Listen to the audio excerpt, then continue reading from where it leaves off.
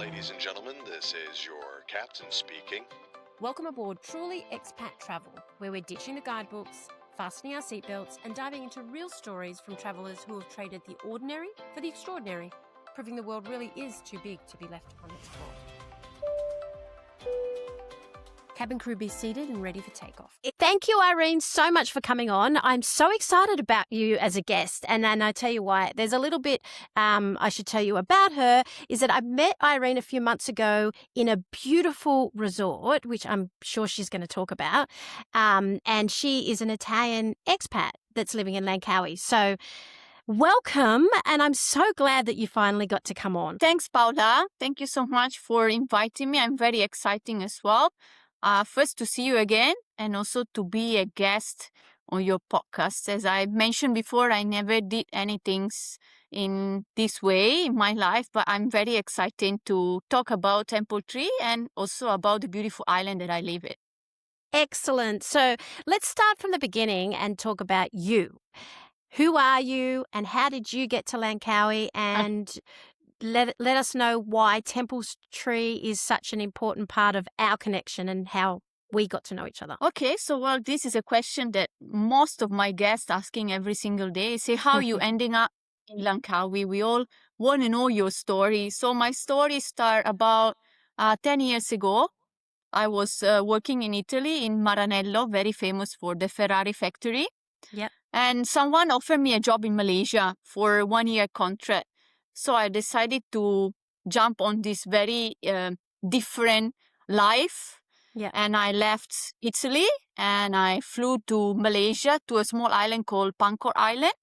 Oh, okay. Where I was living there for a year. And I was working in a beautiful resort at the time. Then I moved to your country, your own country, to Australia for a couple of years, where I used to work in a very cool surfing spot for about 2.5 years. And after that, I decided to come back to Malaysia because Malaysia was something very important for me. Mm-hmm. I met very good friends and I always feeling more home in Malaysia than in other countries. Yeah. So I decided to come home, kind of second home in Langkawi, where a very good friend of mine used to work and live. And then I started searching for a new job and I get hired in a big company that I worked for a couple of years. And 2018, I came on board of Temple Tree Resort, where I'm still running the property until today, since that we met, basically. Yeah. And can you tell us a little bit about Temple Tree? Because can I just say, I was there a couple of months ago and it is so different to anything that I've ever stayed in. It's just a beautiful, beautiful resort. And can you explain to people who are listening why it's so special? Okay, sure. Well, as you mentioned, the property is very unique. It's one of the unique property, I would say, almost all over around Malaysia. We are a boutique heritage resort. In our property, we have 21 rooms, but our resort is not a classic resort.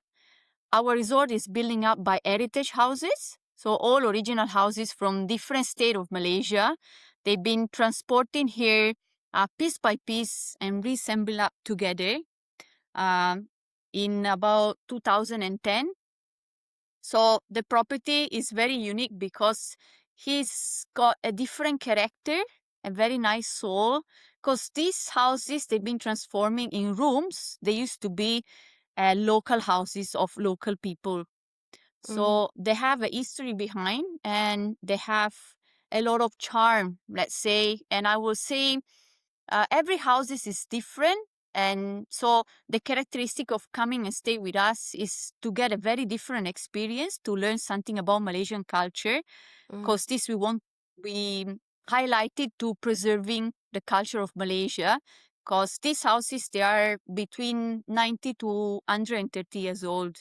And when you travel around Malaysia, it's very difficult to see this kind of houses anymore. So the idea was to preserving the Malaysian heritage culture and give guests a different type of experience, more into the history of Malaysia and the Malaysian people as well.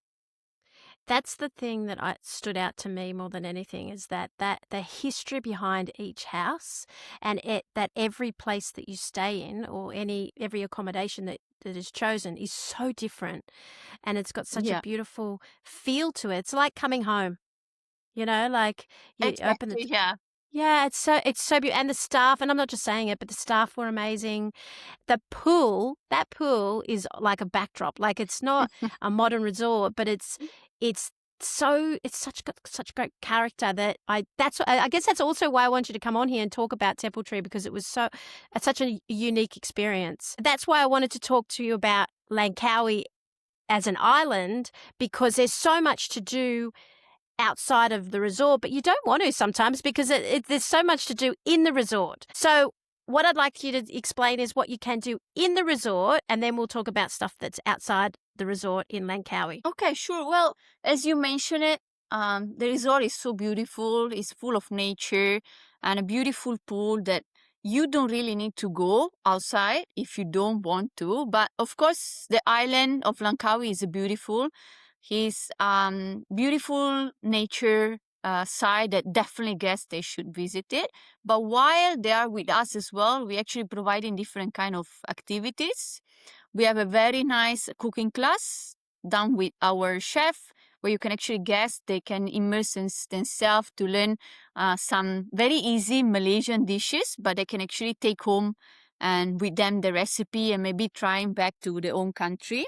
Yeah. So it's became very popular because it's very accessible and is available every day, depending normally on timing side. And it's something that people actually like it to experience, because Malaysian as Italy as well, they're very famous for food.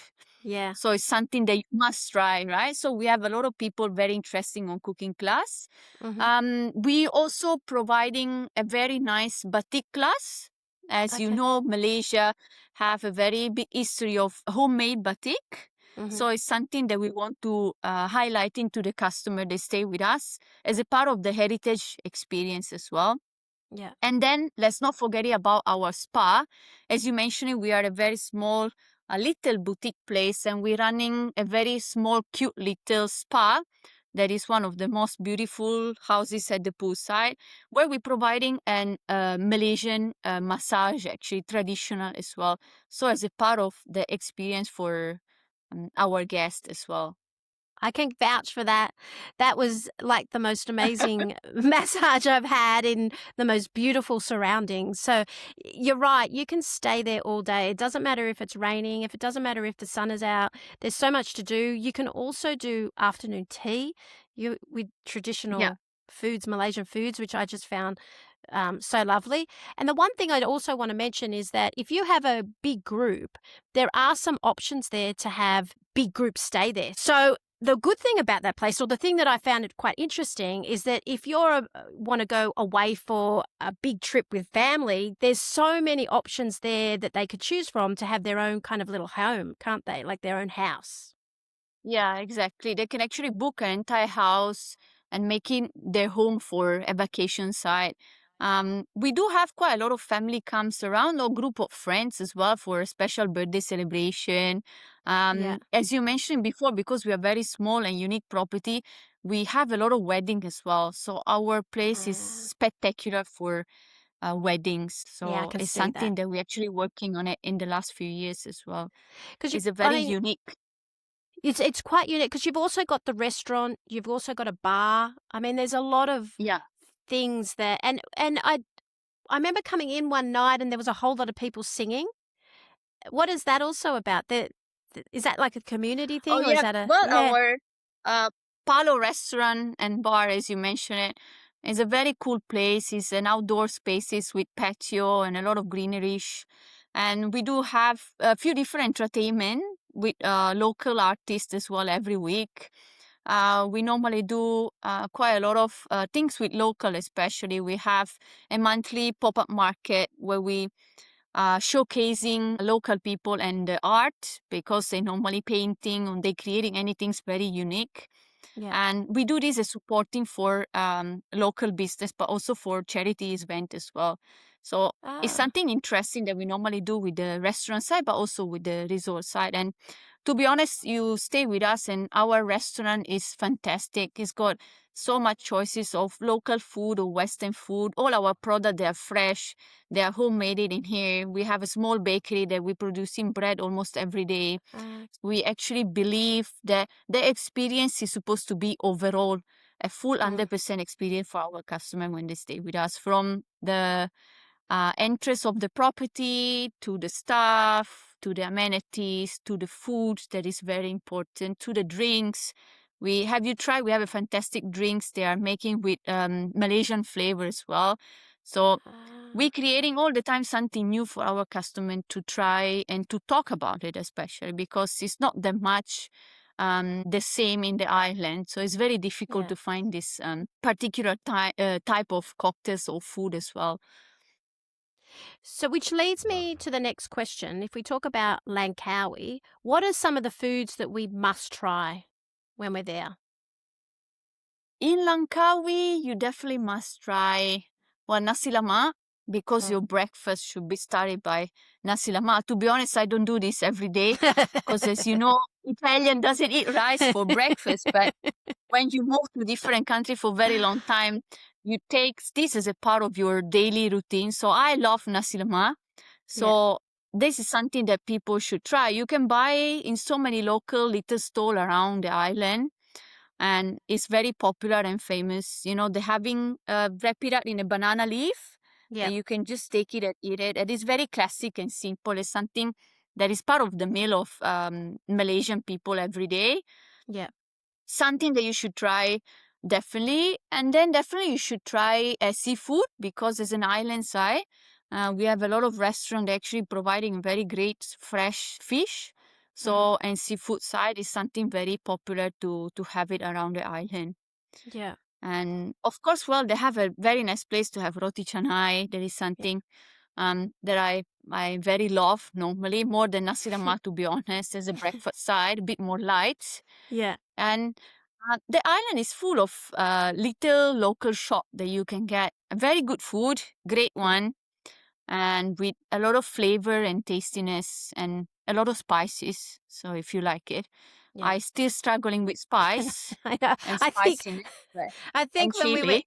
I think when we were eating, I think it was just you and I that were like, it's a little Yeah, spicy. exactly. I still have a lot of struggle for it. So I sometimes very cautious to ask, please don't do spicy, because by the end of the day, it's still spicy. So Yeah. after a while, you get used to normally, but Yeah. I'm still not so much. And so, what is Langkawi famous for?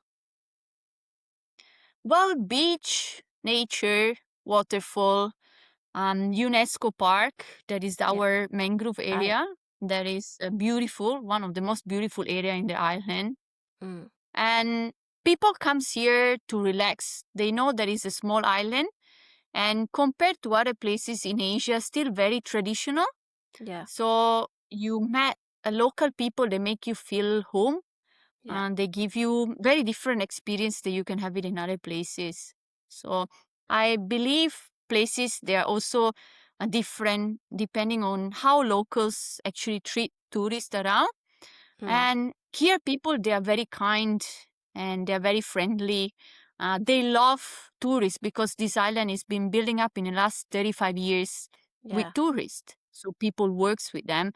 And if you make some very nice local, the day after you've been invited in the houses to have, food laksa or anything. So they take you around to see some of the secret spot in the island that you will never know if you are a tourist. So I think this is something that it should be unlikely about the island. Yeah.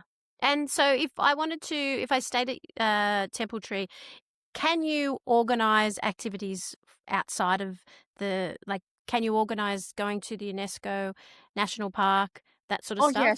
Yes. We do. Our front desk actually organizing a lot of different trips. The UNESCO Park is one of them.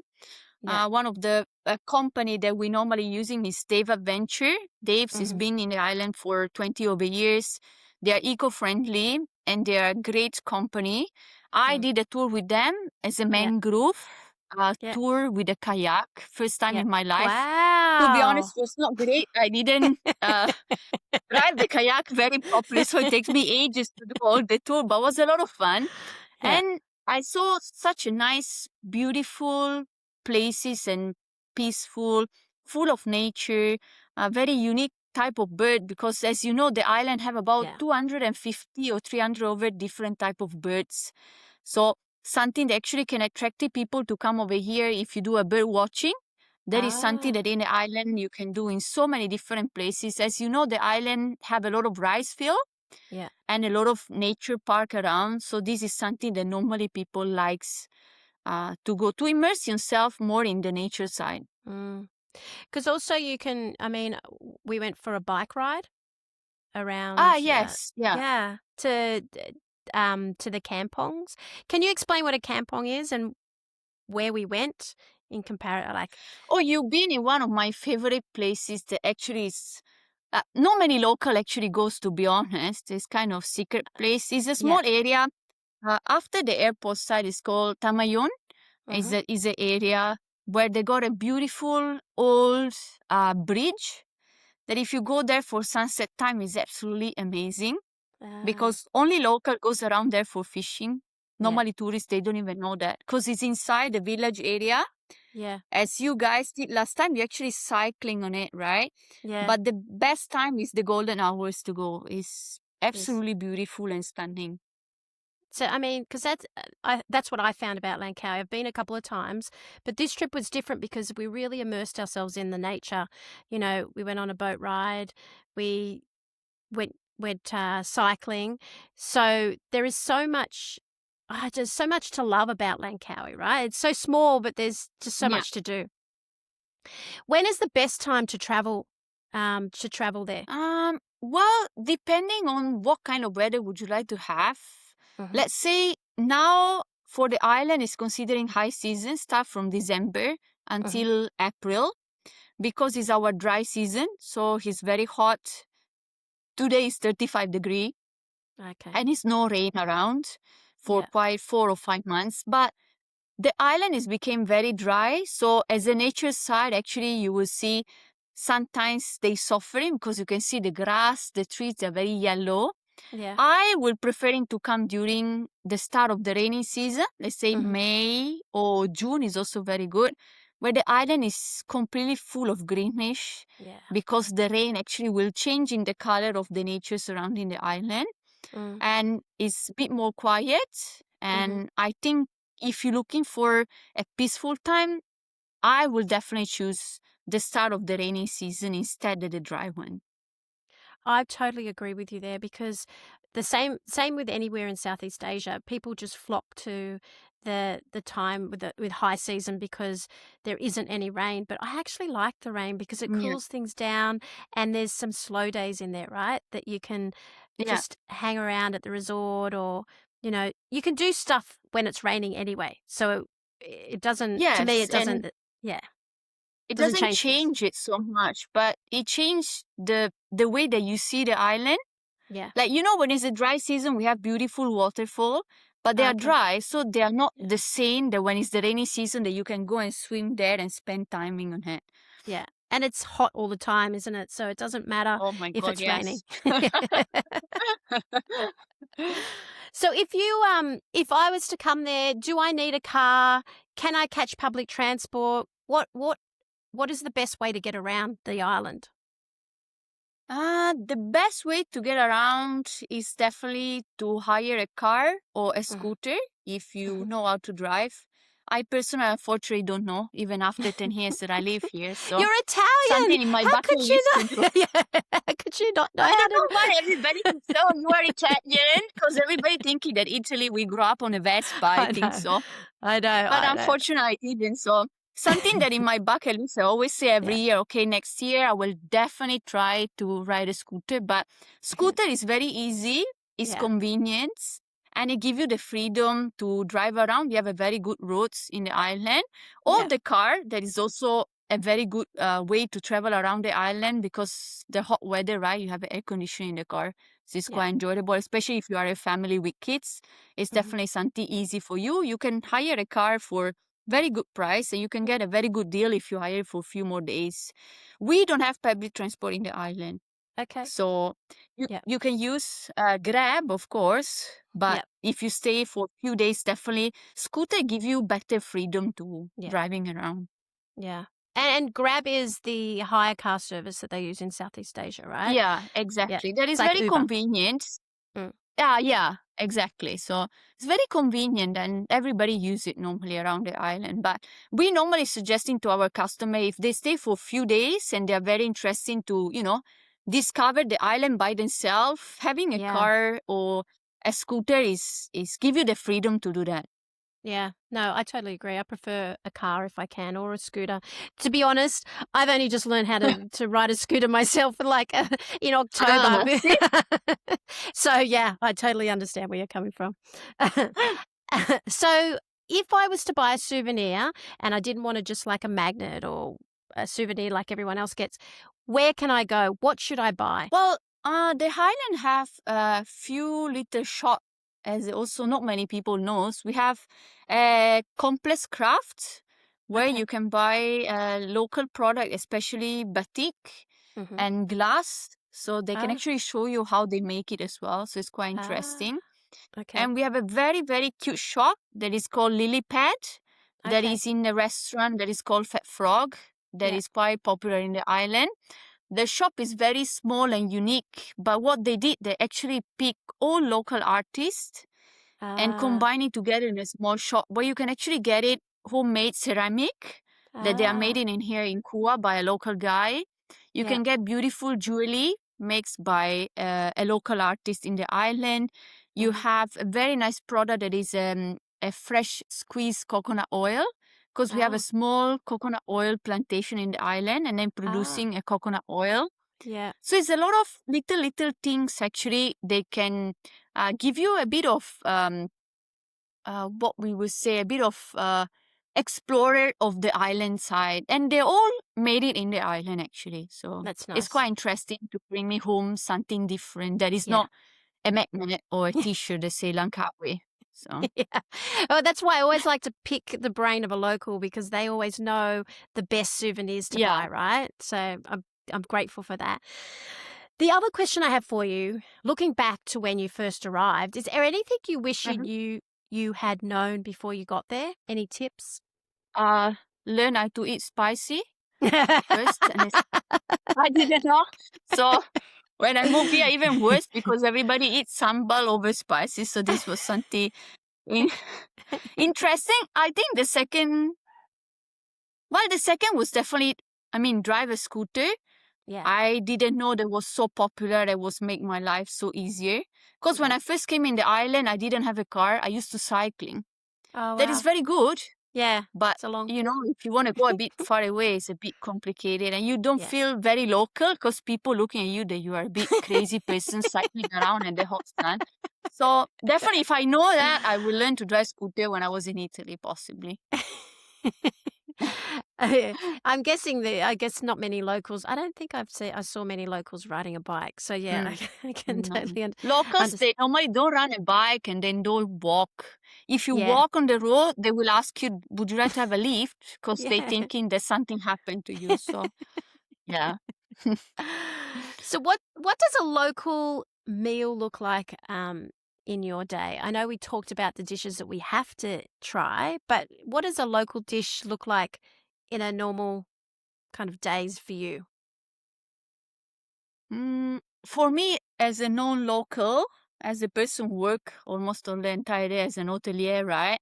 Yeah. So my meal, they're very small and they are more into vegetarian side or Yeah. have something very small. But locals for lunch, normally they like to have rice, Mhm. and also they like to have as a main, they always have a meat that it can be chicken or beef or fish. This is Mhm. something that he's never out from the menu for lunch or for dinner either. So it's something very important for them. And they cooking in so many different ways that they don't always have a sauce that is being very good combining with the rice. And Yeah. they normally eat local vegetables like kailan, kangkong, pak Yeah. choy. This is something also very common in the island. This is the main local dishes, they're always based by chicken, fish, or beef. These Okay. three, you can always find it all the time. And eggs as well. That is Eggs. something they eat every single time, like lunch, breakfast, dinner. Is always eggs somehow, somewhere, or chicken Yeah. as well. So Yeah, because they this like is the something fried. very local. They love their fried chicken and stuff too, don't they? Oh, they love fry everything's mostly. So everything's is fried most of the time. So Yeah. that's why I say it's something very popular. When I love to go to a night market, Mm-hmm. as you know, in Asia they have so many night market. In the island, we have a night market that is very popular for locals, especially, but Okay. also for tourists, of course. Yeah. Where is the same market but different area of the island. My favorite is Friday today, actually. Yeah. So today is my favorite day to go to. The market is up in the north of the island. Mm-hmm. It's the same, but because in the area they have a lot of Thai, Mm-hmm. the food that is being serving in the market is very different. It's more Yeah. into Thai side. So I Oh. like to go and normally buy, like, like a Thai salad or Yeah. mango and sticky rice or some other dishes that they are not fried chicken mostly, Yeah. let's say. Because I think people don't realize how close Thailand is to Langkawi. Because you can catch a ferry No. to Thailand, right? Yeah, you can actually have two ferry. One is go to Koh Lipi. Yeah. That is about 45 minutes, depend on the currents of the sea. The Yeah. other one is Satun, that is the mainland of south of Thailand. It's only 1 hour. Yeah. We are I think. actually neighbors, so that's why in the island you can find a very good Thai food because we have a Okay. lot of Thai lives in here. Can you? Because you. Now I'm going to embarrass myself with my geography, but Langkawi, because it's an an island, it's Yeah. it's right up to the top of the border of Mm-hmm. the bottom of Thailand, isn't it? It's not on the side. It's Yeah. at the bottom. Yeah, I thought so. Yeah. I was thinking it was at the side, but it's not. It's right at the bottom. Yeah. Right of the. Actually, if you live on the mainland, right? Let's Yeah. say like Kuala Perlis. Yeah. Kuala Perlis is already the bottom side of Thailand. Is a border there that is called Padang Besar. That Yeah. is very easy to catch a train and just cross the area. Ah, okay. Okay. So you could Mm. literally just catch a train all the way down and then a ferry across to Langkawi if you were in Yeah. Thailand. Ah, okay. Okay. Do you know, I Or didn't if you even like it, like I do, Yeah. because I'm a bit crazy, I like to take a train from Malaysia to Bangkok. There is a night train. Wow. How many hours is that? Is it? 18 hours, 19. Oh, wow. Wow. Do you know what? I'm crazy Yeah, too because that's I like that sort of very stuff. nice. Yeah, see? Very nice. Yeah, I do. I actually like train rides, but that's just me. Every person that arrives in a new destination and calls themselves home, there's always that wow moment. Did you have a wow moment when you arrived into Langkawi, and what was it? I think my wow moment was the first time that I saw the sunset on Chenam Beach. And I tell you why. I grew up in a mountain. Yeah. And I never see the sea so much, only when I was smaller on summer vacation. Yeah. And I always have the feeling that I will love to live close to the seaside. But, I've been to vacation site to many places where you can see a sea at the sunset. But the first time that I saw the sunset at Chenam Beach, there was 2015, I think so, when I Ah. came back to the island. Yeah. Was absolutely amazing. I still have a picture on my phone, actually. So that was your wow moment. I mean, there's something Yeah. special about the beach, isn't there? Something special. I grew up at the beach, so for Yeah. me, I just gravitate to places that have the ocean or even a river. It just has to be some sort of water for me. So is there a hidden gem or a secret spot that only locals know that tourists don't really, that you would recommend? They have actually a lot, to be honest. Okay. So more you live here, more you start to discovering places through local side. Well, they have one that is called Secret Waterfall. Of course, it's called Secret because nobody knows. It's an area where it's very popular waterfall that Yeah. people normally goes, but Yeah. nobody knows that if you actually decided to adventure yourself up to the waterfall and climb up, there are actually 3 other different secret waterfall with 3 different levels side. Oh, So a wow. local person actually sent me there once because I Yeah. love waterfall Yeah. and I love do hiking and things. So it's a bit difficult, to be honest, to go up, very slippery. But when you arrive there, it's absolutely beautiful because it's a natural pool and it's only you. It's nobody else. Nice. And nobody knows. Nice. That just sounds magical. And I guess you'd need a car to get to the waterfall to begin with, and then you go for kind of like a hike. Yes, I will not say which waterfall because as a secret spot, I cannot say where is it. Otherwise, it's not secret anymore. So we have a very cool beach that is called Secret Beach, but because everybody talks about it, now it's not secret anymore. It's called Non-Secret Beach. Yeah, exactly. So I guess you have to ask the locals when you get there exactly where this secret waterfall is. Is there anything else you'd like to add? Because this has been it's been an awesome chat because I love Langkawi. I cannot wait to go back. So is there anything else you'd like to tell anybody or any tips that you'd give? Well, definitely visit Langkawi, but with a different eye, with a nature eye. Come and look the beauty of the island that nobody talks about. And come and visit Temple Tree. Stay with us. Get different experience. Immerse yourself in Malaysian culture. That food, that is nature, that is batik class, cooking class. So many things actually they can create your experience so much difference than other places that you can find in the island. But visit the island not because it's a duty free. Yeah. But that's another thing people don't talk about. Yeah. Yeah, but because it's just an amazing place, they should preserve it more and highlight it, how beautiful is the nature in the island. Yeah. And unfortunately, not that often they do that. I think personally, that's exactly why I'll be going back to Langkawi for the nature, and you're right, have a look at it with a different eye and have a different experience because it's one of my favorite Malaysian destinations. And you know what? Temple Tree made it one of my favorite destinations. So yeah. Good. That's fantastic. And then you have a friends in here, me. Yes, so exactly. It's definitely for you to come back anytime. I definitely will be. And everything that you mentioned today, including Temple Tree, I will be putting in the show notes so that people can click on and find all the information for themselves. Okay, thank you. I've also written an article all about Temple Tree, so can click onto that and find out my experience because I just absolutely loved it. So yeah, thank you, Irene, so much. It's been lovely catching up with you. And we will catch up soon. I'm sure of it. So okay. All right. Thank you.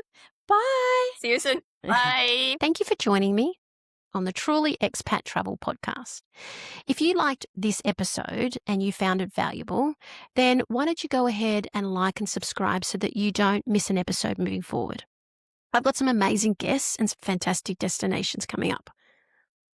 But if this is the episode and this is the destination that you really want to go to, then I suggest you head over to trulyexpattravel.com where you'll find travel guides and deep dive into this sort of destination. If that's not what you want and you can't find an episode that is a destination you want to travel to, then head over and follow me on Facebook, Instagram, and TikTok because I'm pretty sure you'll find something there. In the meantime, safe travels, and I'll see you next week.